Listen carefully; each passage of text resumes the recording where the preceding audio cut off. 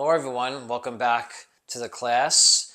This is module number 11 and this is Feng Shui, or the act of harmonizing one's environment.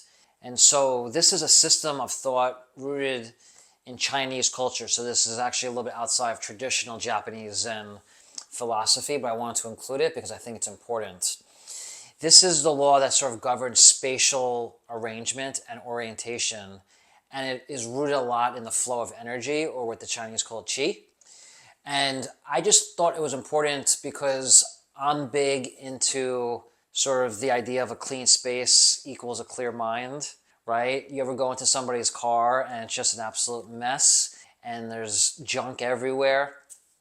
Or even your own desk maybe could get a little bit messy. And so the idea of Feng Shui is not only to keep things clean, but to have a flow of energy. And when you look at the traditional Feng Shui sort of chart and image, which you'll have for you in the course here in the handout, it touches all the major elements. And so it is rooted in sort of holistic, natural, concepts of earth and fire and wood and water and wind. And so in your space, right, you want to have that element of nature inside. And so that is naturally going to produce an environment where the energy is flowing. Even within the room that I'm in right now, nice natural lighting, you have some greenery and some nice artwork, and bamboo and wood is a big part of Feng Shui, as well as some metal. So you want to kind of combine natural elements and colors, but it also needs to inspire you and motivate you when you sit down at your desk, especially if you're working from home, even if you're in an office. I was always big in even in office situation, making my space sacred. And so one of the things I always do is I put a Buddha statue wherever I am. So in my office, Buddha statues all around me. I also collect little figurines from my childhood that represent my youth and give me creativity and joy. I tend to do things and collect where there's some level of spirituality, like Yoda and Homer and Splinter from the Teenage Mutant Ninja Turtles. I like Mr. Miyagi is another one, and Albert Einstein. These are archetypes for, positivity, creativity, human mind functioning at a high level.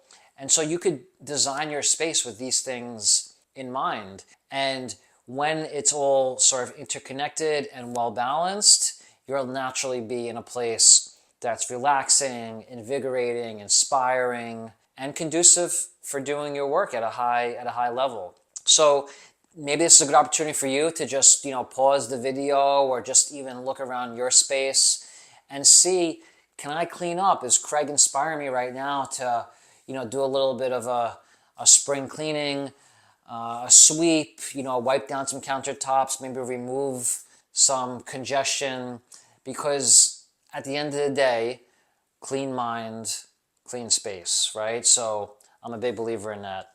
And then, of course, there's problems with lack of cleanliness and organization, and there's benefits to it.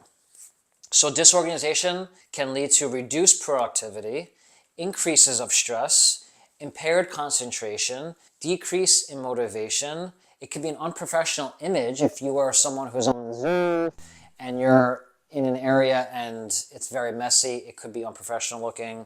It could lead to a decrease of creativity, difficulty prioritizing your time and tasks, and it could have a negative impact on work-life balance. So there are some pretty significant problems if you don't take this seriously.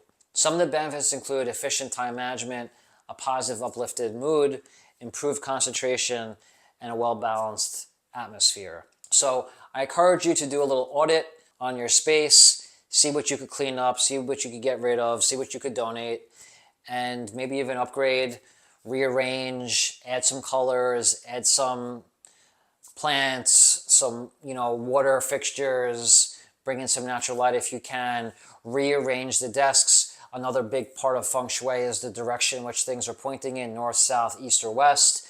There's a lot of theory around that. I go into a little more detail in the handout around that. But it's something, again, to consider when you look at the whole framework of what I'm teaching here, that your space is vitally important. Where I do my meditation is a very, very sacred space to me. I'm a big believer in having a dedicated space for meditation. The idea of the traveling meditation cushion is great, but if you could have a space dedicated to your practice, then you have a space dedicated to work, just like you have a space dedicated to cooking and sleeping. It really makes for a conducive environment where you're mentally telling yourself, this is the area in the space for this is the area in the space for that. As you move between activities, it's much easier to start, stop, and finish stuff when it's got its own special space, right? Instead of everything being all mixed together, it gets a little bit convoluted and unclear. So best of luck with your rearrangement if you choose to follow this. Obviously, it's highly recommended, and we'll see you in the next module.